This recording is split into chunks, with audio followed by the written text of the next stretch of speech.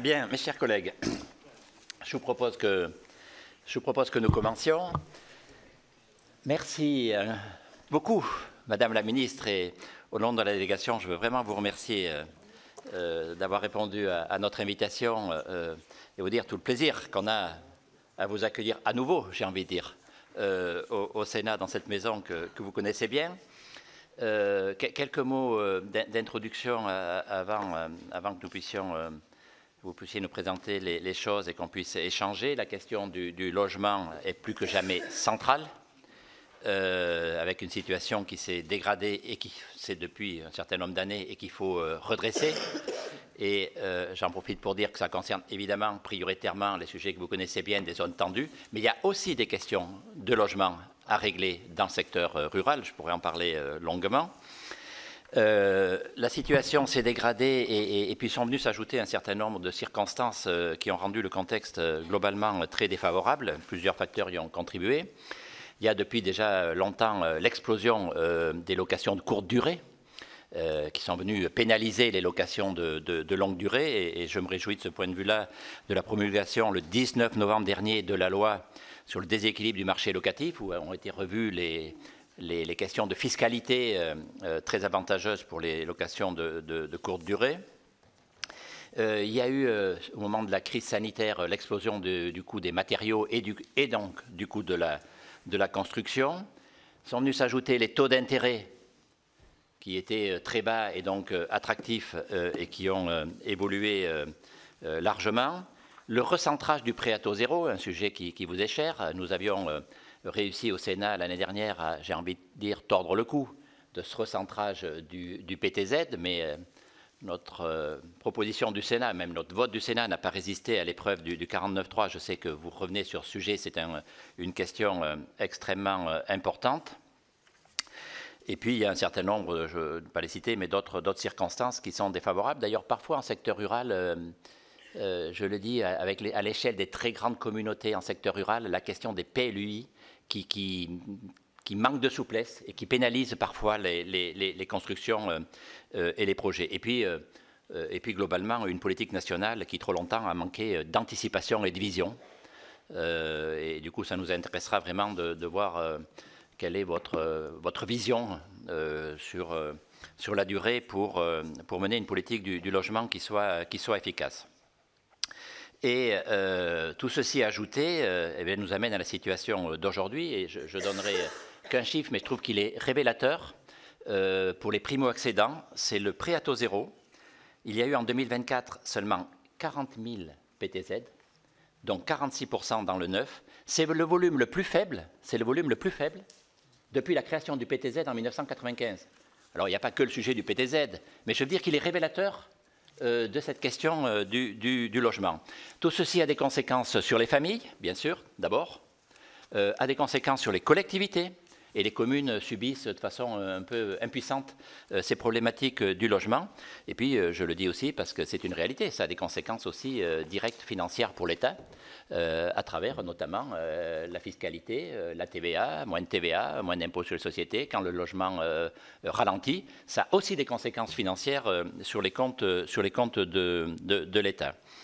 Voilà, alors je sais que sur le PTZ particulièrement, mais vous nous en parlerez, vous voulez revenir sur le sujet. En tous les cas, les sujets, Madame la Ministre, ne manquent pas. Voilà, et ça nous intéresse de connaître un peu les modalités que vous envisagez pour soutenir la production de logements, pour redresser cette situation qui s'est dégradée au fil du temps, avec à la fois sans doute des politiques qui n'ont pas été au rendez-vous, mais aussi des circonstances qu'on n'avait pas pu prévoir que j'ai rappelées. Ça nous intéresse aussi de connaître un peu l'évolution des soutiens à la rénovation énergétique des logements. C'est un sujet, donc évidemment, votre point de vue nous intéresse. Et encore une fois, surtout, quelle est, au-delà des mesures précises et concrètes du budget 2025, quelle est votre vision, voilà, pour soutenir le logement et pour arriver à redresser cette situation en secteur urbain qu'en secteur rural. En tous les cas, un très grand merci. C'est avec vraiment un très grand plaisir que nous vous accueillons aujourd'hui. Et je le dis tout de suite aux collègues, on va éviter d'approfondir la question du ZAN, parce que nous recevons bientôt Catherine Vautrin. Nous recevons bientôt Catherine Vautrin. Nous allons pouvoir interroger sur ce sujet. Alors ne consacrons pas l'essentiel de nos questions à la question du ZAN, qui est un sujet aussi qui aujourd'hui, mais en termes de perspective, impacte largement le logement. Voilà, en tous les cas, merci, merci beaucoup encore une fois d'être là. Et je vous cède tout de suite la parole sans attendre. Merci beaucoup, Monsieur le Président de la délégation aux collectivités territoriales, cher Bernard Delcros, Mesdames et Messieurs les sénateurs, Mesdames les sénatrices. Vous savez combien je prends toujours un plaisir incroyable à venir devant vous les sénateurs. Le Sénat, et vous le savez tous, a été ma deuxième maison pendant 20 ans, plus de 20 ans. Et je sais combien le travail que vous menez, ancré dans les territoires, ancré dans la vraie vie, est essentiel au bon fonctionnement du Parlement et combien le bicamérisme, de ce point de vue, est essentiel. On le voit aujourd'hui encore, mais la qualité de vos travaux, et je l'ai pratiquée, et je vous ai tous vus vous engager, elle est absolument majeure et essentielle, surtout dans les moments dans lesquels nous nous trouvons. La sagesse du Sénat prend tout son sens. Et en tout cas, je voulais vraiment redire combien, enfin voilà, on doit estimer et regarder avec vigilance à ce que cette institution puisse continuer à fonctionner de cette manière. Et en tout cas, merci pour votre travail. Alors, effectivement, Monsieur le Président, Mesdames, Messieurs les sénateurs, donc au-delà du plaisir que j'ai à vous retrouver, eh bien, c'est d'échanger avec vous sur ce qui constitue le cœur de la mission du Sénat, les politiques publiques, telles que les appréhendent les collectivités. Et cette question du logement, et dans toute son acception, elle est au cœur des préoccupations des territoires. Alors, comme nous, gouvernement, parlementaires, les collectivités territoriales sont au front pour apporter chaque jour des réponses concrètes à nos concitoyens. Je voudrais d'abord redire, mais vous connaissez mon engagement, que je suis bien consciente de ce rôle majeur qu'elle joue dans le fonctionnement de notre pays et de notre démocratie. L'actualité récente l'a encore prouvé lorsqu'il a fallu faire face aux fortes intempéries dans la moitié sud de la France et héberger en urgence de nombreux habitants. Là aussi, les collectivités étaient au rendez-vous. Nous tous, décideurs publics, sommes aussi confrontés au même contexte économique et budgétaire dégradé. La période que nous vivons est extrêmement difficile et nous demande de faire des choix qui ne sont pas aisés. Mais il faut que nous soyons tous au rendez-vous du budget. Inverser la tendance pour réduire notre déficit est un impératif et il nous faut porter ensemble un projet pour la France. Chacun a sa part à prendre à cet effort et je sais que vous y travaillez en ce moment considérablement. Permettez-moi de dire un mot de ce budget, en tout cas pour le logement, ma mission au sein de ce gouvernement. Je porte deux priorités qui me semblent pouvoir faire l'objet d'un consensus dépassant les clivages politiques. D'abord, il est pour moi impératif de redonner des marges d'investissement aux bailleurs sociaux en plafonnant la réduction de loyer de solidarité qui pèse sur leurs ressources. Alors, la réduction de loyer de solidarité, c'est tout simplement ce qui constitue la capacité à préserver des fonds propres pour aller lever les emprunts, les prêts. On parlera du taux du livret A après, mais c'est un élément essentiel et stratégique pour nos bailleurs sociaux. Et en contrepartie, bien sûr, j'attends que les bailleurs prennent des engagements forts, notamment pour montrer l'exemple en matière de rénovation énergétique du parc social. Ensuite, il nous faut relancer le moteur de l'accession à la propriété, Monsieur le Président, vous venez de l'évoquer, avec l'extension du prêt à taux zéro à l'ensemble du territoire français. Et je tiens bien sûr à cette extension, car elle bénéficiera aussi aux territoires plus ruraux et à l'aménagement équilibré de notre territoire. Et je sais qu'ici, Monsieur le Président, ici, le Sénat est très mobilisé sur les enjeux du logement dans la ruralité et on en reparlera. Soutenir le PTZ, c'est soutenir ce qui est pour beaucoup de familles le début d'un parcours résidentiel. C'est aussi un investissement efficace pour le secteur du BTP qui aujourd'hui est en grande fragilité. 1 euro investi dans le logement, c'est 10, 20 euros de retombées économiques et donc de retombées fiscales pour l'État. Cela aussi, vous l'avez rappelé, en TVA et pas que, et pour les collectivités. Concernant la hausse des DMTO, dont nous avons beaucoup parlé ces derniers jours, je souhaite dire que je suis consciente, bien sûr, des grandes difficultés des départements. Vous connaissez toute l'attention et l'engagement personnel que je porte aux enjeux de solidarité. Je suis moi-même élue départementale, accessoirement. Et le rôle des départements, bien sûr, est essentiel à nos politiques publiques en la matière, et ils doivent pouvoir poursuivre cette action. Mais je sais aussi, en tant que ministre du Logement, l'impact que nos décisions fiscales ont au quotidien sur les décisions des Français et sur leur pouvoir d'achat. Le choix a été fait de permettre une augmentation temporaire des DMTO au profit des budgets départementaux. Et j'en prends acte, bien sûr. Nous veillons au passage à ne pas impacter trop durement le marché immobilier qui montre des signes timides de reprise, mais qui reste encore très fragile. Surtout, n'en évinçons pas nos concitoyens aux moyens plus limités pour qui 1 000 € peuvent remettre en cause l'achat de leur premier logement. C'est pourquoi je soutiens avec mes collègues du gouvernement l'exclusion des primo-accédants de l'augmentation temporaire des DMTO, ne serait-ce que parce que, par cohérence avec le PTZ, puisque quand même l'ancien est concerné, puisqu'en zone détendue, l'ancien bénéficie du PTZ. Donc attention quand même à ce que nos décisions ne s'annulent pas. Et donc c'est pour ça qu'on a été vigilants, en tout cas moi j'ai fait l'alerte, pour que sur cette question-là, l'effort qu'on met d'un côté, on ne l'écrase pas de l'autre, dans ce moment où on a besoin d'aider nos jeunes primo-accédants dans la ruralité. Dans ce budget, je porte donc des mesures fortes, structurelles, qui me paraissent prioritaires pour répondre tant à l'enjeu social, permettre à tous nos concitoyens de se loger qu'à l'enjeu économique, celui d'amorcer la relance d'un secteur prépondérant de notre économie et qui contribue, lorsqu'il va bien, à nos grands équilibres fiscaux et budgétaires.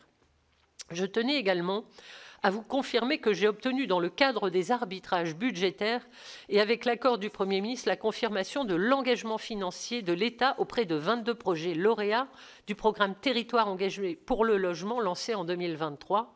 Cet engagement de l'État auprès des collectivités qui portent des projets ambitieux et vertueux de logement se traduira par 122 millions d'euros de participation de l'État d'ici 2027 pour la construction de 46 000 logements, dont 16 000 logements sociaux. Il y avait eu un gel budgétaire sur tout cela. J'ai obtenu qu'on fasse le report sur 2025. Ça permettra de soutenir notamment les opérations de Saint-Étienne, Saint-Malo, Dunkerque, Pays de Caux, Pays Basque ou encore l'Alzette-Belleval. Portons haut cette ambition pour loger et surtout loger mieux tous nos concitoyens, y compris les plus vulnérables. Je souhaite aussi avancer résolument sur la voie de la simplification du droit de l'urbanisme, vous en avez parlé. Je sais que le Sénat, et notamment votre délégation, a énormément travaillé, consulté sur ces sujets de simplification des normes pour les collectivités territoriales, et je pense que vos contributions seront essentielles pour nourrir ces travaux. L'enjeu est triple. Il faut simplifier pour que les élus voient la démarche de planification de l'aménagement comme un atout et non comme un obstacle ou un boulet. Nous devons rendre plus agiles les documents d'urbanisme en évitant les redondances et en allégeant les procédures. La sécurisation des documents d'urbanisme face au recours est aussi un enjeu majeur, car tous les efforts et le temps passé à élaborer, concerter, consulter doivent être récompensés. Il faut simplifier pour que les enjeux de construction de logements, de réindustrialisation, de protection de l'environnement soient plus lisibles pour nos concitoyens et qu'ils se sentent plus efficacement associés. Il faut moderniser les procédures relatives au permis, par exemple en recourant davantage à la participation par voie électronique plutôt qu'à l'enquête publique. Il faut simplifier enfin pour que les projets émergent plus facilement et plus rapidement, surtout nos politiques prioritaires. J'y inclus la construction de logements pour les jeunes et les étudiants ou la transformation de bureaux en logements. Il faut déverrouiller les documents d'urbanisme pour qu'ils puissent mieux accueillir ces projets. Je soutiens d'ailleurs les travaux menés dans le cadre de la PPL présentée par M. Daubié à l'Assemblée, qui vise à faciliter la transformation de bureaux en logements, sur lequel le Sénat travaille aussi à apporter sa contribution. Et c'est pour toutes ces raisons que j'ai fait de la simplification un axe fort de ma feuille de route, comme nous l'a demandé Monsieur le Premier ministre, notamment au bénéfice des projets des collectivités territoriales. Et je souhaiterais, main dans la main avec le Parlement, pouvoir travailler à un texte d'ici le début d'année qui traite spécifiquement de ces simplifications d'urbanisme et de logement, et de le faire en m'appuyant sur le Parlement. Concernant le logement social, je l'affirme depuis le premier jour, la baisse de la RLS doit permettre de redonner du souffle aux bailleurs. En contrepartie du plafonnement de la réduction de loyer de solidarité, je souhaite engager un mouvement de contractualisation avec les bailleurs et les groupes de bailleurs sur un nombre d'objectifs limités, facilement quantifiables et engageants pour les opérateurs. Je veux que les bailleurs s'engagent sur des objectifs ambitieux de production et de rénovation énergétique du parc à travers ces contrats, qui doivent préfigurer la troisième génération des conventions d'utilité sociale, les CUS, qui sont signées avec chaque organisme de logements sociaux. Ces nouveaux contrats seront signés au bon échelon, à l'échelle du groupe le cas échéant, sans empêcher une déclinaison plus fine et plus souple pour donner des perspectives à l'échelon local et en particulier aux collectivités délégataires des aides à la pierre. Je souhaite également pouvoir travailler sur les orientations données par le Premier ministre dans son discours de politique générale sur la place du maire dans les procédures d'attribution. Ce travail doit être mené en concertation étroite avec les maires et ce que nous voulons, avant de réenclencher ce sujet, c'est vraiment, dans les prochaines semaines, consulter les élus et travailler avec vous pour trouver le bon mécanisme qui puisse cheminer. Je vous rappelle que nous avons deux assemblées, que dans ces deux assemblées, la vision sur ces sujets peut être différente et qu'on est en train de construire avec les deux chambres, et en tout cas c'est notre souhait, c'est de bien écouter quelles sont vos perspectives et de voir comment, avec les commissions de l'Assemblée nationale, eh bien, nous pouvons continuer à faire ce travail. En tout cas, on se projette dans un contexte politique particulier, mais il a beau être particulier, ce chemin, il faut le tracer dès à présent, car si nous ne continuons pas à donner des perspectives aux membres du logement et à avancer sur ces sujets au bénéfice des élus locaux, quoi qu'il se passe, si on n'a pas tracé un chemin, on sera en difficulté pour aborder l'année 2025, justement sans ce que vous attendiez, Monsieur le Président, c'est-à-dire une direction enclenchée. Quelle que soit la réalité, on a besoin d'y voir clair. Les gens attendent de la stabilité, les élus attendent de la perspective. Il faut travailler et prévoir au-delà de nous-mêmes dans quelle direction cheminer. Alors, et je ne saurais terminer mon propos sans vous parler du bassin minier, qui est un sujet récurrent d'attention d'une partie des élus que je connais bien des deux chambres et qui sont mobilisés sur ce sujet qui est vraiment un vrai sujet de sensibilité et d'un territoire qui ne rentre dans aucune case, qui est très atypique, qui devrait relever de la rénovation urbaine, qui n'y a pas été intégré et qui, de ce fait, se retrouve dans des politiques de droit commun qui sont réinterrogées chaque année alors qu'elles devraient être contractualisées dans la durée. C'est toute la difficulté d'un exercice annuel du budget quand vous n'êtes pas dans des politiques qui ont été contractualisées sur le long terme, dans un objet qui sécurise. Seul l'ANRU sait le faire aujourd'hui. Et quand vous ne rentrez pas dans cette case-là, ça pose une vraie difficulté.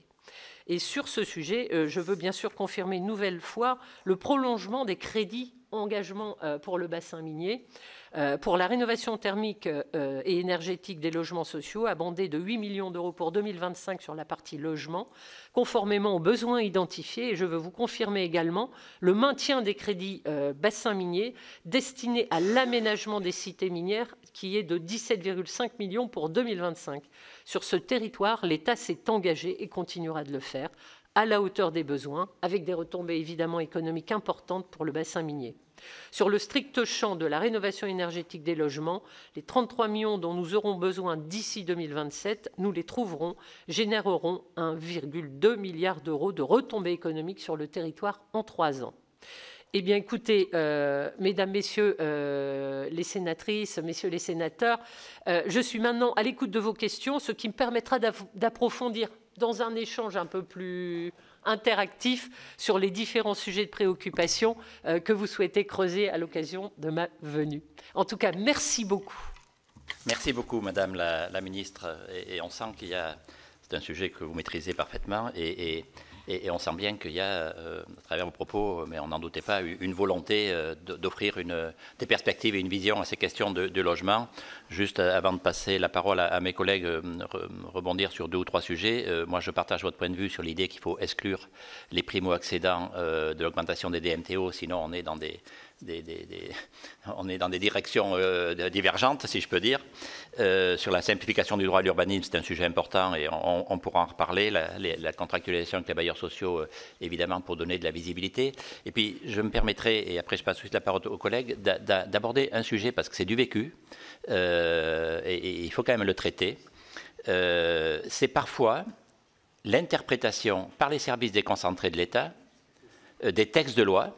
Et on s'éloigne de l'esprit du législateur, du législateur, et on se trouve, pas toujours, mais parfois, avec des services déconcentrés qui, plutôt que d'être facilitateur, c'est ce qu'on leur demande, cherchent plutôt les moyens de justifier des refus. Je vais prendre 2 exemples concrets, parce que j'aime bien le concret pour expliquer ça, et je pense qu'il y aura des messages à passer au niveau des services déconcentrés.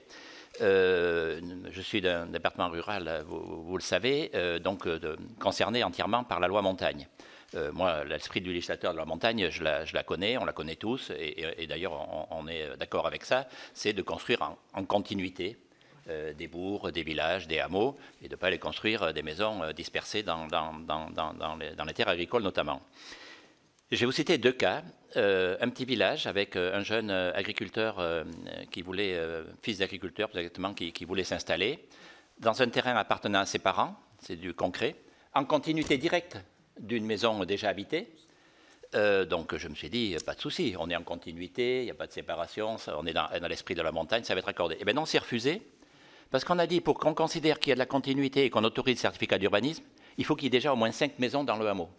Il y en avait 4. Voilà. Eh bien, les services déconcentrés de l'État ont considéré, ce n'est pas du tout dans la loi, que s'il n'y a pas déjà un nombre de maisons dans ce hameau suffisant, même s'il y a continuité, la famille ne pourra pas construire. Inutile de vous dire l'effet dévastateur que cela a sur le terrain, la famille qui est furieuse, parce qu'en plus, c'était le terrain des parents, donc ça facilitait l'accession à la propriété, le maire qui ne comprend pas, la population qui ne comprend pas, parce que dans cette commune qui perd des habitants, une famille de jeunes qui veut rester, tout le monde attend ça. Et du coup, ça génère de l'incompréhension. Et entre l'incompréhension et la suite, sans aller plus loin, vous savez qu'il n'y a qu'un pas à franchir. J'ai eu exactement le même cas. Alors là, j'avais bien plus de mes 5 maisons. Mais entre le terrain sur lequel il y avait le projet et l'ensemble du village, il y avait un ancien chemin qui n'est plus du tout utilisé, de 3 mètres de large. On a dit, il n'y a pas de continuité. Alors c'est très concret, mais je peux vous dire que ça, c'est dévastateur dans les territoires, et ce n'est pas du tout l'esprit de la loi. Donc je pense qu'il y a aussi des messages à passer aux services déconcentrés de l'État pour qu'on reste bien, ils sont là pour appliquer l'esprit de la loi, et pas pour l'interpréter de manière abusive. Voilà, je voulais ajouter ça, j'ai pris un peu de temps, mais je sais que tous les collègues sont confrontés à ces mêmes sujets sur le terrain. Entre la volonté nationale et du gouvernement, l'esprit du législateur, et la réalité de ce qui se pratique sur le terrain, parfois il y a des écarts importants. Voilà, j'étais un peu long, je m'en excuse, et je passe tout de suite la parole à Cédric Chevalier. Merci, Monsieur le Président. Madame la Ministre, moi j'aurais deux questions, en tout cas 2 suggestions. Je vous parlerai tout d'abord, vous l'avez évoqué dans vos propos, sur le logement des jeunes. En fait, je trouve qu'aujourd'hui, on réfléchit un peu trop en tuyau d'orgue par rapport au statut plutôt qu'au moment de vie du jeune. Je m'explique. C'est qu'à ce stade, sur un certain nombre de financements pour les jeunes, que ce soit pour les étudiants, on est plutôt parfois sur le PLS, pour les jeunes actifs sur le PLAI, on réfléchit alors que les jeunes aujourd'hui, dans la tranche de 18-29 ans, vont être soumis à 2 types de mobilité. Une mobilité géographique, de par leurs études, de par le travail, de par un certain nombre de choses, mais aussi une mobilité statutaire, ce qui arrive que certains sont étudiants, demain jeunes actifs ou en cours de recherche d'emploi, ou parfois il y a des allers-retours, ce qui fait qu'ils sortent d'un certain nombre de cases en matière d'accès au logement, et notamment sur le logement géré. Donc la question qu'on se pose, c'est aujourd'hui, il y a beaucoup de difficultés pour que les jeunes puissent accéder au logement. Serait-il pas intéressant de pouvoir réfléchir sur un mode de financement notamment spécifique, et on sait qu'un certain nombre de bailleurs vont sur tel ou tel type de dispositif parce qu'au travers de la charge foncière, ils préfèrent aller sur ce type de dispositif et vis-à-vis d'un certain nombre de jeunes, excluant les autres sortant du statut. Donc de créer peut-être un dispositif de financement spécifique pour la jeunesse, le premier élément, qui permettrait aussi de ne pas réfléchir à telle ou telle catégorie, de faire rentrer dans la résidence, et donc de faciliter peut-être le remplissage, et donc quelque part, via le financement entre le bailleur et le gestionnaire, arriver à sortir pour une charge foncière beaucoup plus importante, permettant aussi une forme de mixité du public jeune au sein de ces résidences, répondre donc plutôt à la logique de moment de vie que statutaire, avec peut-être une contrepartie demandée sur considérant que le logement est un déterminant de santé pour le jeune, et on a évoqué avec le Premier ministre sur le fait de la santé mentale, et on croit que c'est un élément quand même essentiel. Donc la question aujourd'hui, c'est sur le logement jeune, pour permettre, faciliter l'émergence d'un certain nombre de logements pour les jeunes dans sa globalité et pas spécifiquement statutaire. Je pense qu'il y a une réflexion à avoir sur ce sujet. Et puis, dernier point, c'est sur le zonage. Tout à l'heure, on a évoqué le logement et le fait qu'un certain nombre de bailleurs sociaux pourraient intervenir. J'ai un certain cas dans mon département où vous avez dans des communes rurales quelques industries ou en tout cas quelques grandes entreprises dont les collaborateurs pourraient bénéficier du logement social, mais qu'il est impossible pour les communes concernées de pouvoir construire du logement puisque les bailleurs ne viennent pas parce que le zonage ne correspond pas. Et donc il serait intéressant, et j'ai en cas une commune qui a du foncier, mais pour lequel le bailleur ne vient pas parce que le zonage n'est pas adapté, parce que ce n'est pas une zone tendue et donc ne facilite pas l'arrivée des bailleurs. Voilà, je vous remercie. Excusez-moi d'avoir été un peu trop long, Monsieur le Président. Merci. Hervé Reynaud. Merci. Donc, ça me permet un peu de rebondir sur ce qu'a dit Guillaume, parce que c'est vrai que quand il n'y a pas de foncier, il ne peut pas y avoir de construction. Bon, je ne vais pas sur la piste de la ZAN, j'écoute.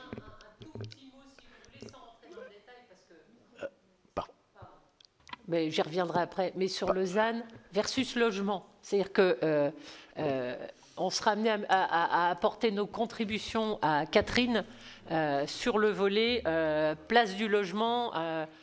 On y a beaucoup travaillé ensemble dans un passé récent.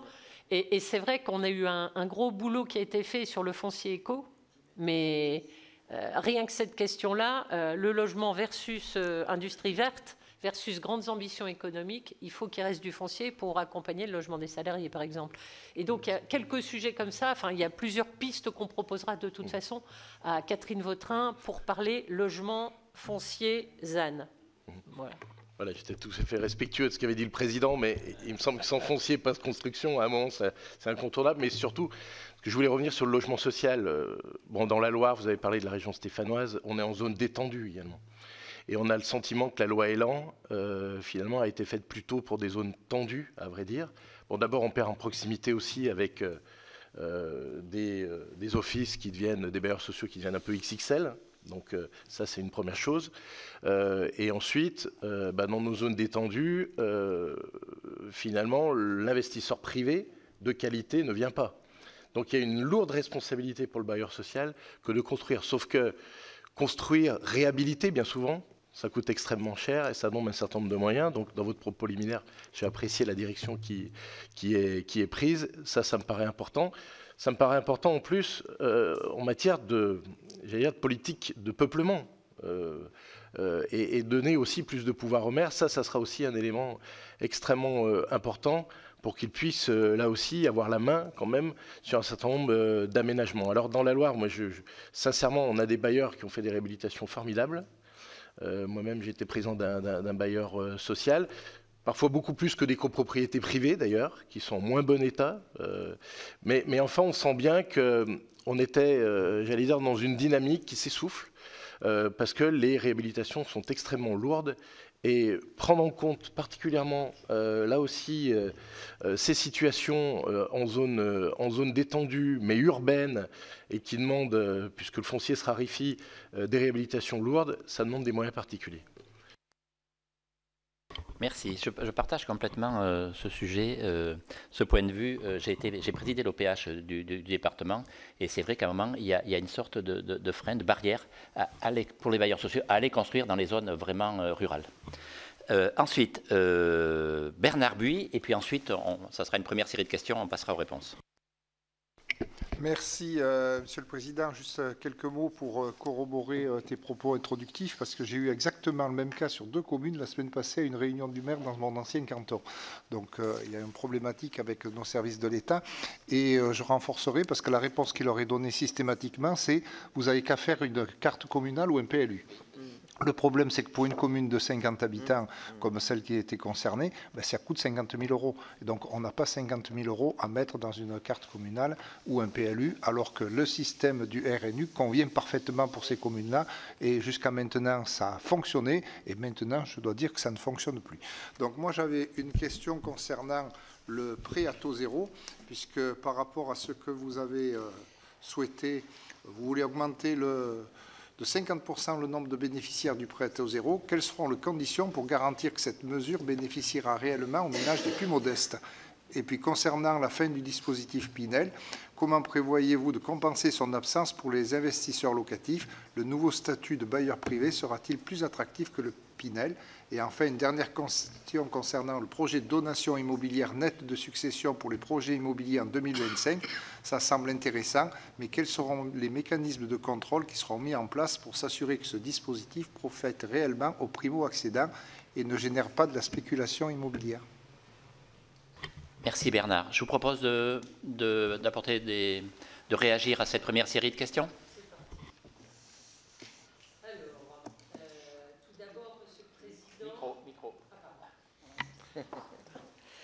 Tout d'abord, sur peut-être la question que vous avez posée sur les situations particulières, et en tout cas la montagne, par exemple, et l'exemple de projet que vous avez évoqué, au-delà de l'interprétation de la loi, où nous, il faut qu'on fasse un travail auprès de l'administration, peut-être déconcentré, pour demander à ce que on ait peut-être une interprétation un peu plus homogène, et en tout cas, on a certainement des messages à faire passer, on va y être attentif, on a bien pris le point. Et respectueuse de l'esprit du législateur. Oui. Et puis, ce que le Premier ministre a envoyé dès octobre, le Premier ministre a envoyé dès le mois d'octobre une circulaire pour simplifier et faire remonter 3 projets par département, si besoin de dérogation nationale. Saisissez-vous de cette opportunité. Ouais.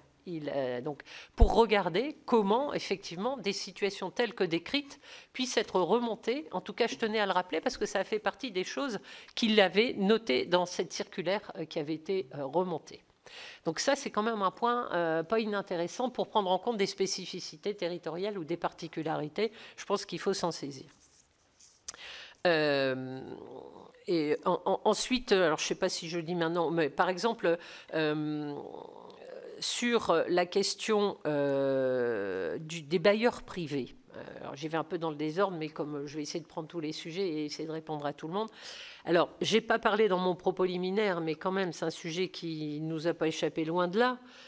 C'est que, quand on a une sortie du Pinel, une sortie sèche, moi, quand je suis arrivée il y a 2 mois et demi, il y avait fin du Pinel, et puis voilà. Donc, et le budget, il était bouclé. Donc, comment on fait? Déjà, j'ai pris la tâche d'aller consulter les acteurs du secteur. J'ai commencé par ça, en leur demandant comment on y va, qu'est-ce que vous attendez et dans quel ordre on y va. D'abord, 2025, qu'est-ce qui se passe? Parce que, ça tombe. Déjà, première attente, et je sais que les débats n'ont pas encore eu lieu, mais ça ne va pas tarder.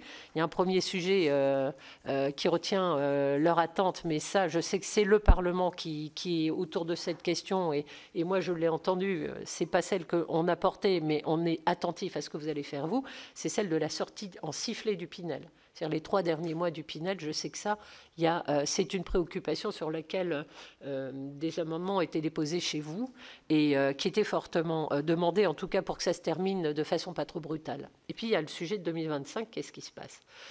Et ça rencontre 2 préoccupations. On a parlé des primo-accédants, ménages modestes. J'y reviendrai après sur le PTZ. Et puis après, comment on accompagne ce secteur? Quel coup de booster on peut donner sur l'année 2025 et en même temps regarder ce qu'on peut faire pour peut-être les ménages moyens sup. Et c'est là où la FPI nous a demandé, en tout cas dans cette phase intermédiaire, d'explorer la piste des donations qui seraient exemptes de frais de succession. C'est-à-dire c'est un peu dans l'esprit de ce qu'avait fait M. Balladur à l'époque. Il y avait eu un fameux amendement Balladur. C'est de dire sur l'année 2025, les parents ou les grands-parents qui veulent donner à leurs enfants pour une résidence principale ou, si je ne me trompe, Guillaume, vous me trompez, ou un investissement locatif, longue durée, pas du Airbnb, on est bien d'accord, peuvent, pour leurs enfants ou leurs petits-enfants, donner 100 000 € exempts de frais de succession. Et dans la limite, et là aussi, je me tourne pour pas que ma langue fourche, ça peut être par 3 donateurs maximum. C'est-à-dire qu'une même personne, un même enfant peut recevoir d'un papa, d'une maman, d'un grand-parent, donc dans la limite de 300 000 € par enfant. Donc c'est quand même un signal, c'est sur l'année 2025 uniquement, ça correspond à des ménages moyens, moyens sup, ménages modestes PTZ, moyens, moyens sup. Cette possibilité qui permet de libérer du patrimoine que certaines familles ne transmettent pas parce que le coût des frais de succession est trop élevé, il faudrait vendre un autre bien, et donc ils attendent, ça libère des moyens, ça aide des enfants à accéder, et c'est un effet booster, puisque ou on le fait en 2025 ou c'est pas possible. C'est une mesure temporaire, conjoncturelle, qui permet d'allier plusieurs objectifs et de libérer, et en tout cas d'être un relais pour la construction sur 2025 et une opportunité. Ça règle l'atterrissage intermédiaire. Après, les bailleurs privés, aujourd'hui, qu'est-ce qui se passe? Pourquoi on a une problématique avec l'investissement privé? Vous savez bien, aujourd'hui, si vous avez du patrimoine, vous avez un peu d'argent à placer, vous le mettez où? Dans des actions? Dans de la pierre? Est-ce que la fiscalité du logement, enfin de l'immobilier n'est pas trop confiscatoire par rapport à d'autres investissements? La question se pose, elle est remontée sans cesse, surtout quand on n'a plus le Pinel en face. Comment on révise et comment on travaille? Ça sera notre chantier 2025.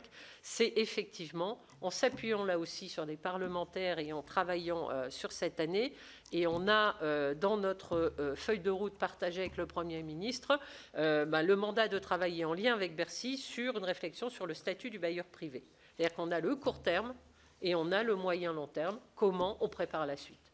Donc ça, c'est pour vous donner la perspective dont vous parliez tout à l'heure. Et on est bien sûr que si on veut franchir cette montagne de besoins en matière de logement, il faut agir sur tous les leviers. Logement social, accession à la propriété pour les ménages modestes, statut du bailleur privé, travailler sur l'accession à la propriété à tout niveau, développer les outils et production de logements sociaux, rénovation des logements sociaux. Ça m'amène à parler d'un autre sujet que vous avez évoqué, qui est celui de comment, effectivement, sur le logement social, on va fonctionner. Sur le logement social, c'est clair que cette RLS conjuguée au taux du livret A, qui en février sera réinterrogé, si on ne dégrade pas trop la situation, parce que le problème de, vous le savez bien, le monde du logement dépend beaucoup des taux d'intérêt, dépend beaucoup de la confiance et de la stabilité quand même des marchés financiers aussi. Et quand on est dans des périodes d'incertitude comme celle-là, il ne faut pas que ça fasse trop tanguer les choses. Et là, ce n'est pas de la politique politicienne, ce que je fais, c'est juste, moi je suis une pragmatique. Et là, très clairement, il ne faudrait pas que ça casse toute la dynamique qu'on essaye de construire. Qui est fragile, mais qu'on essaye d'embarquer. Si on a, nous, libéré de la RLS, désindexé la RLS, mobilisé, et on y travaille avec Antoine Armand, une partie du taux du livret A en réduction, ça permet quand même de créer des conditions, il ne faut pas qu'elles soient cassées par ailleurs, mais nous, notre objectif, c'est contractualiser sur un objectif ambitieux de production de logements sociaux, de rénovation thermique, mais aussi, quand je disais on va contractualiser sur des objectifs, on parlait de petits logements tout à l'heure ou de logements étudiants, nous, aujourd'hui, on voit pour plein de raisons, par exemple, on dit qu'il y a beaucoup de sous-occupation des logements, mais on n'a plus de petits logements sociaux. On a besoin de logements pour les jeunes et pour les étudiants, on n'a pas assez de petits logements. Et donc parmi les discussions qu'on veut avoir et contractualiser avec les bailleurs sociaux, on veut aussi contractualiser sur la nécessité de produire un volume significatif de logements de petite taille. Alors petite taille, T1, T2, T3, mais surtout, on voit qu'il y a une problématique spécifique vers laquelle nous devons tendre. Et donc, nous engagerons ce travail sur la contractualisation en espérant que tout cet environnement ne bouge pas trop. Sur la question des jeunes, du logement des jeunes et du logement étudiant, on est bien conscient qu'aujourd'hui, un étudiant qui veut pouvoir partir et il a besoin de trouver un logement et qu'aujourd'hui, c'est quasi impossible pour un étudiant de trouver une solution rapidement, voire pas du tout. Et que ça devient un vrai problème. Donc, une fois qu'on a dit ça, qu'est-ce qu'on fait? Première piste, je vous en ai parlé, c'est qu'est-ce qu'on fait avec les bailleurs sociaux pour quand même redonner des perspectives, mais ce n'est pas immédiat. Mais en tout cas, il faut construire une direction. C'est toujours pareil. Si on ne bouge pas aujourd'hui la façon dont on veut préparer la suite, on n'y arrivera pas. On va faire, sur ce sujet du logement des jeunes et du logement d'étudiants, et j'ai déjà pris, comme je l'ai dit, la tâche du ministre de l'Enseignement supérieur, avec qui je travaille, Patrick Hetzel, sur le sujet étudiant. On va essayer de travailler, même peut-être, enfin c'est même pas peut-être, on va lancer une mission autour du logement jeune et du logement étudiant en essayant d'appuyer sur tous les leviers. La PPL d'Aubier, la transformation de bureaux vacants en logements, partout où les bureaux, parce que là, ça permet d'aller plus vite, parce que vous savez comme moi qu'avant de faire sortir de terre un nouveau projet entre l'acquisition du foncier et toutes les démarches, il peut s'écouler quelques années. Quand vous avez des bureaux dispo, c'est déjà peut-être une possibilité, là où les bâtis sont adaptés, mais pour du logement étudiant, on sait que c'est plus facile d'adapter des bureaux à une transformation en résidence étudiante, par exemple. Il faut déjà faire une évaluation de là où on a du potentiel. La loi d'Aubier nous permettra de déverrouiller un certain nombre de dispositions qui sont indispensables pour faciliter la transformation des bureaux en logement. Mais il y a une vraie réflexion à avoir sur est-ce que c'est raccord? Est-ce qu'il y a des endroits où on peut aller mobiliser ce type de patrimoine pour accélérer? En tout cas, on va regarder, on va explorer toutes les voies, mais on va surtout, et c'est là où votre proposition nous intéresse, monsieur le sénateur, si vous avez effectivement une réflexion avancée sur le sujet, nous, on ne manquera pas et on vous invitera peut-être, dans le cadre de la mission que nous allons mener, à partager effectivement vos préconisations et vos propositions pour que 2025 soit l'année d'un chantier à mener sur comment, sur le logement des jeunes, on chemine, quelles sont les voies qu'on peut entamer avec des moyens qui sont ceux que nous avons. Mais il y a des solutions, il y a des possibilités. On va mobiliser la Caisse des dépôts aussi. On va essayer de faire avec tous les acteurs dont on dispose pour essayer, là aussi, de façon très pragmatique, d'avancer chantier après chantier. Et celui-là, il est hyper important. Qu'est-ce que je n'ai pas... Alors, politique de peuplement... Sur zonage. Alors, alors qu'est-ce que je peux vous dire déjà? Que par arrêté du 2 octobre 2023, le zonage ABC a été révisé et 209 communes représentant 4,9 millions d'habitants ont été reclassées vers les zones B1 et A.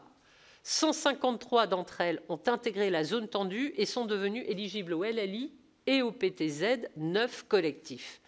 Une révision était en cours au printemps 2024 qui a été interrompue par le contexte politique. Un arrêté de révision a été pris le 5 juillet 2024 qui a permis le reclassement de 835 communes. Néanmoins, les consultations entamées courant juin n'ont pas pu être menées à terme dans toutes les régions, les périodes de réserve électorale ayant interrompu les discussions locales. Des travaux sont actuellement en cours pour finaliser le travail engagé au printemps 2024 par souci de traitement équitable des territoires. Aujourd'hui, on continue à travailler sur le sujet et en tout cas, si jamais vous avez des interrogations, c'est le moment de nous les faire parvenir. Merci Madame la Ministre. Alors, il nous reste encore 5 collègues inscrits. Donc, il faudrait quand même que tout le monde arrive à pouvoir s'exprimer. Donc, je vous propose, alors c'est Patricia qui commence, ensuite Guylaine. Je vous propose, si possible, d'être synthétique. C'est moi qui ne le suis pas, hein, Monsieur le Président, mais vous me connaissez.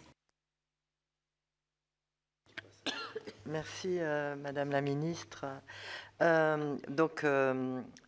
Moi, je voulais juste vous alerter, je pense que vous connaissez bien nos territoires. On a des fractures territoriales qui sont très importantes.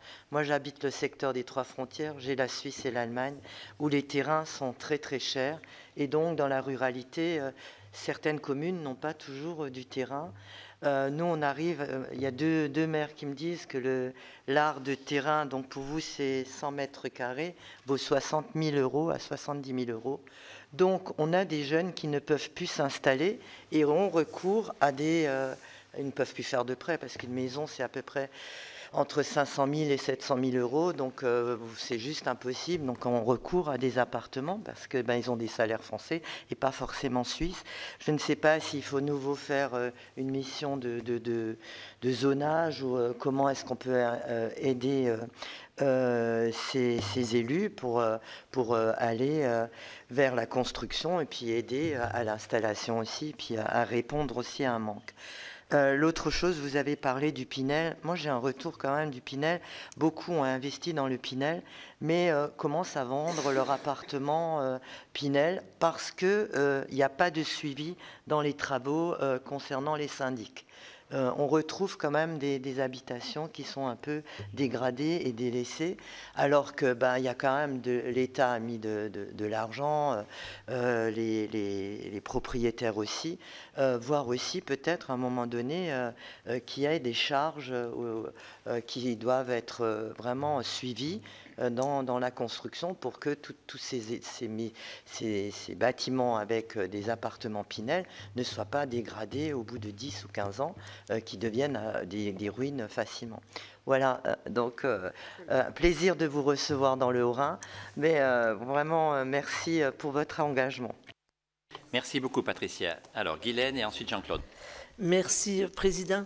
Madame la Ministre, moi je voudrais juste... vous nous avez parlé de l'extension du PTZ aux territoires ruraux et hyper-ruraux. Je trouve ça évidemment nécessaire et indispensable, ne serait-ce que pour l'accession des jeunes à la propriété, mais aussi pour l'emploi, parce que ça fait évidemment travailler le secteur du bâtiment qui est en grande souffrance.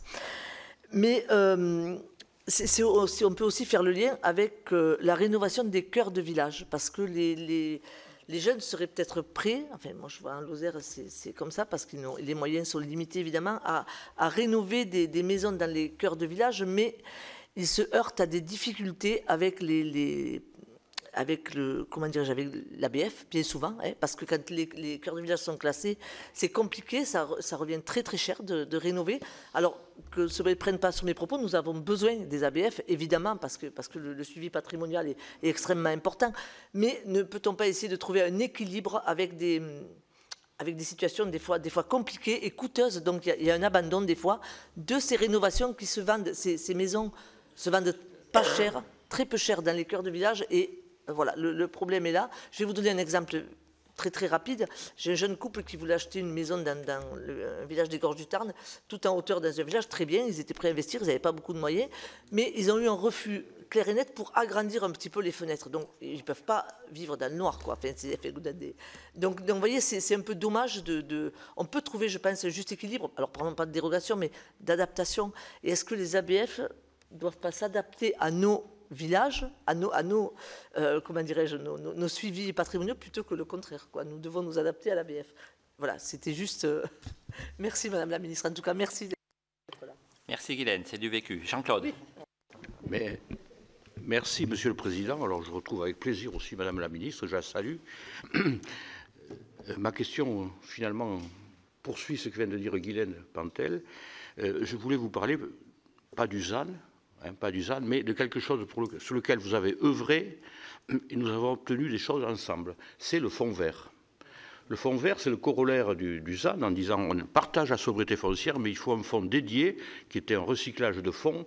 Et je me souviens encore, et je le dis parce que vous avez été proactif sur le sujet, le ministère des Finances nous regardant en disant c'est des crédits qui ne sont pas consommés, on va les recycler. Et la bonne idée que vous avez portée, que nous avons défendue, c'est que ça soit aux mains des préfets. Et donc, le fonds vert a été une réussite. Je ne parle pas de l'enveloppe cette année. Simplement sur ce sujet, ça rejoint la préoccupation de Guylaine Pantel qu'elle vient d'indiquer, c'est que sur le fonds vert qui est à destination des collectivités, moi j'ai toujours pensé depuis le début que pour le privé, il fallait inventer, alors je ne sais pas s'il faut l'appeler le fonds vert, mais enfin que par rapport aux aides qui existent aujourd'hui à la rénovation de l'habitat, qui sont souvent illisibles, et où les gens ont du mal à s'y approcher, il faudrait inventer, alors un deuxième fonds vert, mais c'était plutôt une suggestion pour vous dire qu'il faudrait peut-être expérimenter ce sujet, voilà, ce sujet pour qu'un fonds dédié aux particuliers, n'est-ce pas, à partir d'une... Voilà, il faut reprendre sûrement toutes les aides à l'habitat. Quand je vois les difficultés qu'il y a sur Prime Rénov' aujourd'hui, par exemple, où c'est illisible pour beaucoup, je me dis finalement il faudrait réinventer une politique publique sur ce sujet. Voilà, c'était votre... Si vous avez, comme on avait, n'est-ce pas, sur le fonds vert, eu cette idée, si vous pensez que sur le privé, on pourrait faire la même chose, et pour la reconquête des villages, des bourgs, je pense que ça serait très utile. Merci, merci Jean-Claude. Alors, Sonia de la Provoté, et ensuite, pour conclure, Anne-Sophie Patru. Merci Madame la Ministre pour vos nombreuses réponses en connaissance parfaite du sujet. Moi, je voudrais intervenir sur deux sujets. Le premier, c'est la question de la planification et des obligations de éviter, réduire, compenser et des objectifs de biodiversité avec des absences de perte nette de biodiversité dans les projets. Il y a un certain nombre d'outils qui vont devoir évoluer pour pouvoir permettre la mise en œuvre de ces projets, notamment la capacité à mettre en place des zonages identifiés comme étant ceux de la compensation et également que les outils de portage du foncier, quels qu'ils soient, puissent être en capacité, et je pense notamment aux EPF, de porter du foncier qui sera du foncier utile à la renaturation et à la compensation. Pour terminer sur ce sujet, dire que la planification va être l'alpha et l'oméga des politiques du logement, désormais, c'est-à-dire qu'avant on avait un peu de liberté, désormais hors planification, on ne pourra construire du logement entre le ZAN et ses objectifs de biodiversité, et donc il va falloir se lancer dans le grand chantier de la simplification de la planification, en lien évidemment avec le ministère concerné en dehors du vôtre, et avez-vous un calendrier, parce que l'urgence est là, en réalité ça va très rapidement s'appliquer de façon rapide et autoritaire dans les territoires. Et mon deuxième sujet concerne le patrimoine et la réhabilitation, donc le patrimoine non patrimonial et le patrimoine patrimonial, les histoires de DPE, de mise aux normes énergétiques, et savoir où on en est sur ce sujet-là, notamment en ce qui concerne le bâti d'avant 1949. On a fait évoluer le de Normandie vers les gares et les abords des communes. En réalité, il faut que le de Normandie soit utile dans les centres-villes et les ORT, et pour l'instant, il est fort peu utilisé. Est-ce qu'une réflexion est engagée pour le faire évoluer en ce qui concerne le bâti patrimonial, d'aspect patrimonial pour le coup, et qui relève du Malraux, des évolutions aussi sont à mettre en œuvre pour à la fois l'assouplir et donner un cadre réglementaire, notamment des abords des monuments historiques, qui permettrait de rendre plus léger la prise en compte à la fois du patrimoine tout en permettant les objectifs environnementaux. Est-ce qu'une réflexion aussi a été engagée sur le Malraux à ce titre? Je vous remercie. Merci Sonia. Et pour clôturer ce petit tour de table, Anne-Sophie. Oui, bonjour Madame la Ministre. Moi, je voulais vous faire part des difficultés à produire des logements sociaux dans les zones de requalification urbaine. Ouais. Les élus des communes, aujourd'hui, sont confrontés à différentes problématiques, c'est-à-dire loger des habitants. On a quand même des gens aujourd'hui qui sont sans logement, qui travaillent, qui vivent dans leur voiture. Et aujourd'hui, il y a des difficultés à produire du logement, et en particulier avec les bailleurs sociaux. Même chose, un exemple, comment faire passer des projets de construction de logements sociaux en conseil municipal lorsque, malgré l'activation des différents moyens qui sont donnés par l'État, il y a des restes à charge sur les communes qui restent conséquents. J'ai un exemple, acquisition d'un bâtiment indigne, on peut dire ça aujourd'hui, donc aidé via le fonds vert, friche, donc jusque-là tout va bien. La démolition est prise en charge à 60% par l'EPF parce qu'on a un portage foncier. Le reste est pris en charge directement sur le budget principal de la commune. Et malgré tout, le bailleur nous explique que ça ne va pas être possible et qu'il va encore falloir mettre 50 ou 60 000 euros de subvention d'équilibre. Sachant qu'on sait pertinemment que sur ces logements-là, pas de fiscalité à recevoir pour la commune. Donc c'est quand même la double peine. On essaie de faire les choses, de loger, et au final, ça va que nous coûter. Alors, il y aura un aspect architectural et patrimonial qui sera là, mais pour faire passer ça en conseil, c'est un petit peu compliqué quand même. Voilà, donc quelles sont vos pistes là-dessus? Merci. Merci beaucoup Anne-Sophie.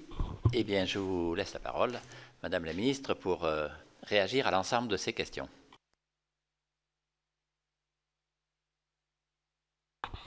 Merci, Monsieur le Président. Tout d'abord, Madame la sénatrice Patricia Schillinger, que je suis contente de retrouver aujourd'hui, sur le Pinel, hein, qui s'est arrêté déjà en décembre, enfin qui sera arrêté ici en décembre 2024, pardon. Là, vous évoquez les problématiques liées aux syndics, aux copros. Bon, c'est sûr que ces sujets, ils viennent s'additionner aux autres sujets, hein, sur lesquels on est en train, pour tout dire, de déployer petit à petit, que ce soit avec l'ANA ou avec d'autres acteurs, mais aussi avec les lois qui sont passées récemment, qui se traduisent en décret actuellement, et qui vont développer pas mal d'outils pour accompagner les syndics ou aider les copros dégradés. Enfin, il y a toute une série de dispositifs, hein, que je ne vais pas vous citer, mais qu'on peut vous porter à connaissance si vous voulez, hein. On a au moins 2 décrets là qui vont sortir sur ces sujets et qui vont permettre de vous donner des outils supplémentaires pour accompagner les copros dégradés. Oui, c'est peut-être aussi une des choses qui ont fait que le Pinel, à un moment donné, entre l'impact budgétaire et quelquefois l'interrogation qu'on avait sur l'utilité, l'opportunité du Pinel tel qu'il était conçu, c'est ce qui a mis peut-être un terme à son financement, à son soutien. Pour autant, je vous l'ai dit tout à l'heure, le problème, c'est qu'une fois qu'on l'a supprimé parce que c'était pas adapté, on fait quoi après?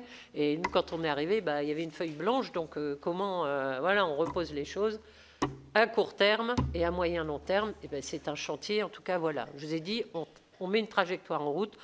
Dans ce budget, mais là aussi, il faut que le budget soit voté, mais on a essayé là aussi de poser des objets qui permettent quand même qu'il n'y ait pas rien du tout. Parce que s'il n'y a rien du tout, je ne suis pas sûre que tout ça nous amène... on a un secteur de la promotion qui va au-delà de la promotion, puisque je tire votre attention, même si il vaut mieux que ce soit choisi plutôt que subi, mais les promoteurs, pour beaucoup de bailleurs, portent en VFA des logements sociaux aussi. Donc attention, prudence, que ce soit satisfaisant ou pas, c'est une autre affaire, et on peut travailler avec les bailleurs et avec les promoteurs pour que ce soit différent, mais quand même, ces sujets-là sont importants, et donc je redis tout l'intérêt qu'il y a quand même à regarder avec attention ce qui se passe au niveau du budget et ce qui va se passer dans les jours qui viennent, ça c'est clair. Sur le zonage, j'ai donné des éléments tout à l'heure. Qu'est-ce que je peux dire de plus, si ce n'est que donc le banc n'est pas fermé et qu'il y a encore là, on finalise un petit peu les choses sur le zonage. Je ne peux pas dire plus à ce stade que, voilà, si vous avez des interrogations, des questions, n'hésitez pas à nous les faire remonter. Madame Pantel, sur le PTZ, les ménages modestes, vous êtes plusieurs à en avoir parlé. Évidemment, les quotités prennent en compte le revenu des ménages. Plus les ménages sont modestes, plus la quotité est significative et permet d'aider les ménages. Donc c'est justement tout l'intérêt du PTZ, c'est qu'il est gradué en fonction de la situation financière des gens, et ça c'est un élément important. Sur les ABF, c'est un sujet récurrent sur lequel on essaye, et c'est vrai, c'est le ministère de la Culture aussi, ce n'est pas que nous, vous le savez bien, mais on partage l'idée que ce serait bien d'avoir un minimum de corpus technique commun, je ne sais pas comment on peut dire ça, mais d'éléments d'appréciation quand même qui est moins, qui peuvent avoir quand même des différences significatives quelquefois, donc tout en laissant à l'appréciation évidemment de l'ABF les choses, faire en sorte qu'il y ait quand même des constantes, qu'il n'y ait pas trop de décalage, et une prise en compte aussi des architectures qui peuvent être très différentes d'une région à l'autre, d'un territoire à l'autre, de la même façon que sur... les DPE, la question qui est régulièrement posée et sur laquelle, y compris dans la PPL, je pense...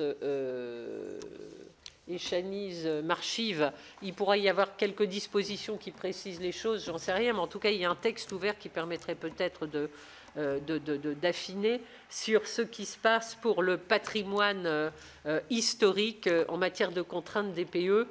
C'est aussi un sujet qui nous préoccupe, sur lequel on regarde. C'est pas simple, mais on essaye effectivement d'assouplir l'impact tout en faisant en sorte que ça n'exclue pas un pan énorme de patrimoine, de la nécessité quand même de se mettre aux normes énergétiques. Et c'est une équation compliquée, un juste équilibre à trouver. On marche sur des œufs, mais on essaye quand même de cheminer en essayant de faire en sorte d'être quand même responsable et raisonnable.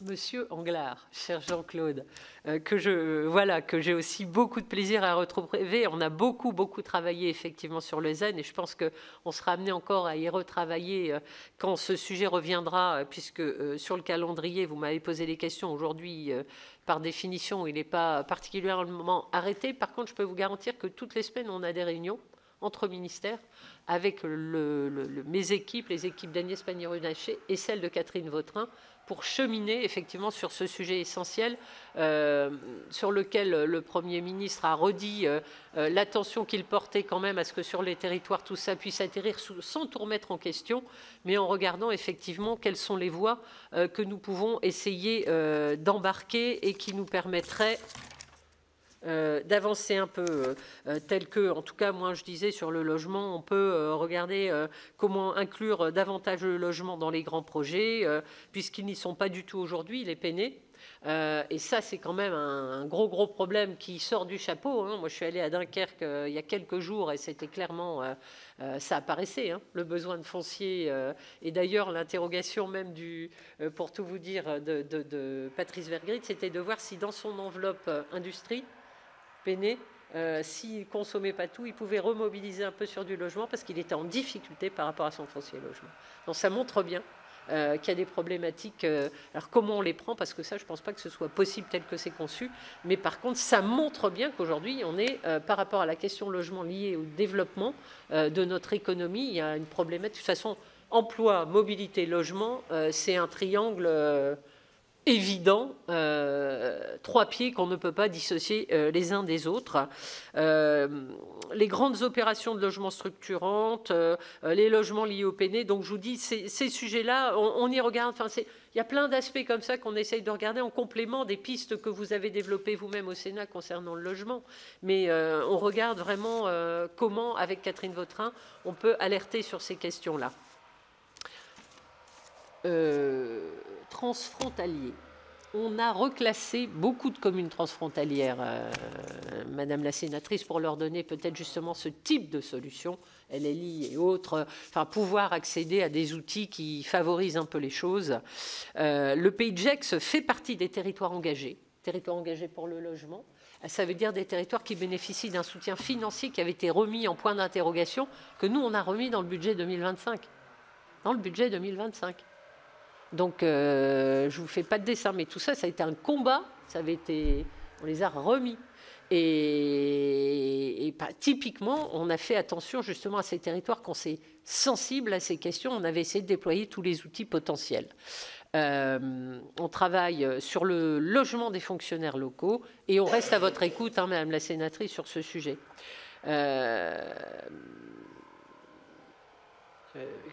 Sur le Pinel, j'ai dit.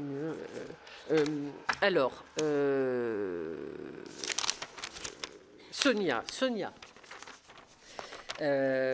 sur toute la question des zonages, j'y suis revenue sur le zonage. On a quand même un sujet sur lequel, et les zonages de compensation, les outils de portage, tout ce que vous avez évoqué, c'est évident qu'aujourd'hui, enfin nous, Simplif, on va faire. Simplification, mise en cohérence, on a un gros travail. Franchement, on essaie de s'y coller, on essaye de voir comment on peut faire. Et comme on veut le faire par la voie initiative parlementaire, et si vous avez des choses à nous remonter, faites-le vite. Alors, ce sera une PPL. On passe par les PPL, vous avez bien compris que dans le contexte, bon, on verra ce qui se passera, mais en tout cas, même chose. On est parti quand même pour un moment où prendre des grands objets, des grands projets de loi, je ne vois pas trop comment ça chemine. Par contre, des objets consensuels qui peuvent passer par initiative parlementaire, faire l'objet d'un vrai travail avec les deux chambres, moi je pense que tout le monde... s'il y a un sujet qui peut être consensuel, c'est des choses comme ça. Par contre, ça veut dire PPL, on ne va pas mettre 30 articles, sinon ça ne le fait pas. Et donc, il faut qu'on soit bien d'accord sur quels sont les enjeux, qui sont les préoccupations majeures des élus et sur quoi on fait porter ces objets en matière d'urbain et de logement et comment on construit ensemble. Nous, on a déjà bien cheminé sur la question. Il faut que rapidement, avec vos délégations, avec vos commissions, on ait des échanges et un partage sur ces sujets parce que c'est maintenant qu'on peut poser des objets et en tout cas, même pour vous, quoi qu'il arrive, d'avoir déjà un début de construction sur des sujets sur lesquels vous pourrez porter des avancées utiles. En tout cas, c'est comme ça que je vois. Sur le de Normandie, j'attire votre attention. On n'a pas été dans la boucle, puisque là, on est sur de la fiscalité, donc c'est plutôt Bercy.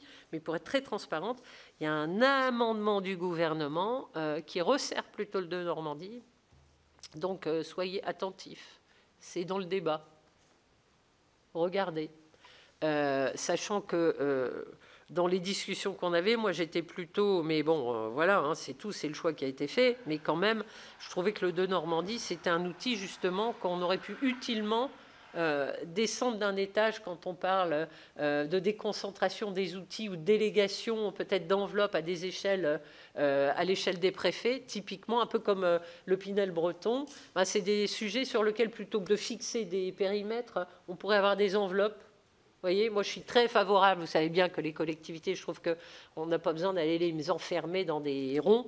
Mais que plutôt, si on avait le pragmatisme par grand territoire, alors sous l'autorité des services de l'État, mais comme ça a été fait pour le Pinel breton, hein, de dire, ben, allez, un outil, un dispositif qui peut être en enveloppe fermée, c'est pas forcément inflationniste, mais il peut être maîtrisé et adapté à la réalité de chaque territoire et faire l'objet d'un partage. Ça me paraît du bon sens. Pour autant, enfin voilà, aujourd'hui, il y a un débat, il est chez vous, il y a des amendements, soyez attentifs. Voilà, je ne peux pas en dire plus, parce que sinon... mais en tout cas, voilà, l'arbitrage, il est dans ce sens-là, mais je le porte à votre connaissance si vous ne l'avez pas vu. Eh bien, écoutez, alors je ne sais pas si j'ai oublié, sur les compensations, c'est un vrai sujet qui n'est pas dans le ZAN, les compensations foncières liées au ZAN. Alors ça, c'est un sujet de préoccupation. Malheureusement, il n'est pas dans ce texte, puisque ce n'est pas la loi climat. Mais qu'est-ce qu'il dit, le ZAN? Le ZAN, il dit, vous divisez par 2 vos enveloppes à consommer. Mais pour les consommer, il faut les compenser. Compensation environnementale. Donc, quand vous avez réglé le problème du ZAN, c'est-à-dire comment vous avez des souplesses pour avoir une enveloppe foncière, il y a un deuxième étage à la fusée, c'est où je trouve les terres de compensation. Donc, j'attire votre attention parce qu'il y a beaucoup de gens qui n'ont pas bien compris ce deuxième étage à l'exercice qui vous est imposé, mais il est indispensable et il se traite à d'autres niveaux, ou en tout cas, il fait l'objet d'autres réflexions correspondant à d'autres champs, mais c'est indispensable que chacun s'y penche et regarde effectivement comment on peut appréhender ce sujet d'une façon, là aussi, pragmatique et opérationnelle, que ce ne soit pas enfermant trop à la fin, tout en étant respectueux d'un certain nombre de lois qui s'imposent à nous. Je pense, mesdames et messieurs les sénatrices et sénateurs, avoir répondu, en tout cas, aux grandes lignes. Ah non, pardon, je vous ai oublié. Alors, Anne-Sophie Patru. Alors, sur le coût, qu'est-ce que je peux vous dire? Le reste à charge pour les communes, à part, comme je l'ai expliqué à Patricia Schillinger, tous les outils, zonage, dispositifs divers et variés qu'on peut essayer de porter à votre connaissance. Je ne sais pas, Guillaume, si j'oublie des solutions. Mais je pense qu'à ce stade, qu'est-ce que je peux... Oui,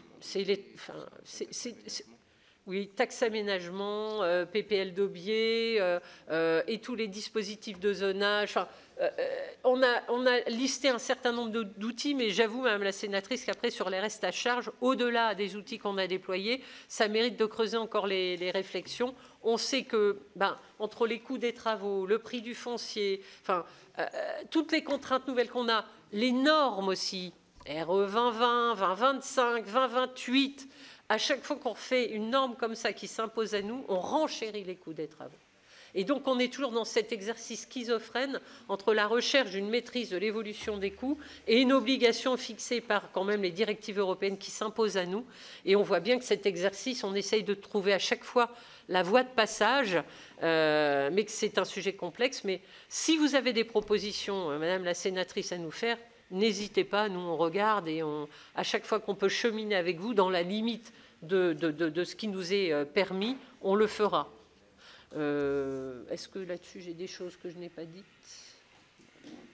J'ai dit. Voilà. Monsieur le Président, voilà, je suis bavarde comme vous le savez, et j'ai été longue, mais j'espère avoir pu répondre à une partie de vos interrogations. Merci beaucoup. Avant de vous remercier une nouvelle fois, je voudrais rebondir sur 2 points précis. Ce qui se passe, ce qui est proposé dans ce PLF sur le de Normandie, c'est l'exemple de ce qu'il ne faut pas faire. Parce que c'est un dispositif qui a été mis en place utilement. Mais il faut du temps pour que ça se concrétise sur le terrain. D'abord, pour pouvoir bénéficier de Normandie, il faut que le territoire ait lancé une ORT, une opération de réalisation du territoire. Donc, les ORT, ça prend du temps. Donc, le temps que les procédures obligatoires pour bénéficier de Normandie se mettent en place, que les territoires s'approprient tout ça, Eh bien, avant que ce soit terminé, on dit non, on va le resserrer. C'est exactement l'exemple de ce qu'il ne faut pas faire. À un moment où on met en place une disposition où elle nous semble utile à tous, eh bien, il faut lui laisser le temps de se concrétiser sur le territoire, de l'évaluer avant éventuellement de la réformer. Donc je voulais vraiment insister là-dessus parce que les choses changent trop vite, les gens n'ont pas le temps de s'approprier les choses sur le territoire, les procédures obligatoires n'ont pas le temps d'arriver au bout, que déjà on réforme le système. Donc c'est exactement l'exemple de ce qu'il ne faut pas faire. Je voulais vous soumettre aussi, j'attends pas une réponse tout de suite, mais un sujet précis, avant encore une fois de vraiment de vous remercier. Dans la loi de finances pour 2024, il y a une disposition qui a été mise en place qui me paraissait intéressante, en tout cas que j'ai soutenue, proposée par le gouvernement, pour essayer de favoriser la construction de logements sociaux par les promoteurs privés dans les zones tendues. La disposition, c'était une exonération partielle des plus-values pour les propriétaires de terrains qui cèdent leur terrain, qui vendent leur terrain à un promoteur privé, sous condition que le promoteur privé réalise 50% de logements sociaux. Voilà, je trouvais ça plutôt une bonne mesure. Elle a été mise en place l'année dernière, donc je pense qu'il faut la poursuivre. Simplement, je veux juste attirer l'attention, parce qu'il y a des amendements, moi j'en porte un dans le PLF, 50% de logements sociaux dans les zones tendues, parfois, ça ne permet pas d'atteindre l'équilibre économique de l'opération. Parce que les logements sociaux, ils sont vendus par les promoteurs 2 000 ou un peu plus de 2 000 euros le mètre carré, quand les logements privés sont vendus 6 000, 7 000, 8 000. Et donc, il faut quand même, à un moment que, je ne suis pas en train de défendre les promoteurs, mais plutôt au contraire de favoriser la construction de logements sociaux par les promoteurs, il faut que l'équilibre financier soit utile. Et ça me semblerait important d'avoir une étape intermédiaire avec une exonération de plus-value qui serait plus faible. S'il y avait 30% de logements sociaux, on dirait, si on peut faire déjà 30% de logements sociaux, il y a une certaine exonération de plus-value. Si on atteint 50, elle va au-delà. Donc il me semble qu'il faut une marche intermédiaire entre le zéro logement social et le 50% de logements sociaux, de manière à ce que les promoteurs puissent atteindre l'équilibre économique et qu'on favorise les logements sociaux. Sinon, finalement, on dessert l'objectif. Si on place la barre trop haut. Il ne s'agit pas de supprimer le 50, mais d'avoir une étape intermédiaire. Voilà, en tous les cas, écoutez, un grand merci à vous. Nous connaissons tous à la fois votre compétence dans le domaine du logement, l'énergie, votre énergie, et je pense que le logement est entre de bonnes mains, je le dis comme je le pense, j'ai l'habitude de faire ça, est entre de bonnes mains au sein du gouvernement. En tous les cas, vous pouvez compter sur l'accompagnement de la délégation, et j'en suis sûr du Sénat, pour vous accompagner dans votre politique volontariste pour essayer d'améliorer ou de redresser la crise du logement en France, et j'insiste bien, dans les zones tendues comme dans les zones rurales. Et on vous remercie encore une fois d'avoir élargi, enfin de proposer plutôt, d'élargir le PTZ pour les constructions neuves dans les zones C, dans ce qu'on appelle les zones détendues. Je n'aime pas trop ce mot parce qu'on ne sait pas trop ce que ça veut dire. Ce sont aussi des zones où on a des questions de logement à régler. En tout cas, un grand merci à vous. Merci beaucoup, Monsieur le Président.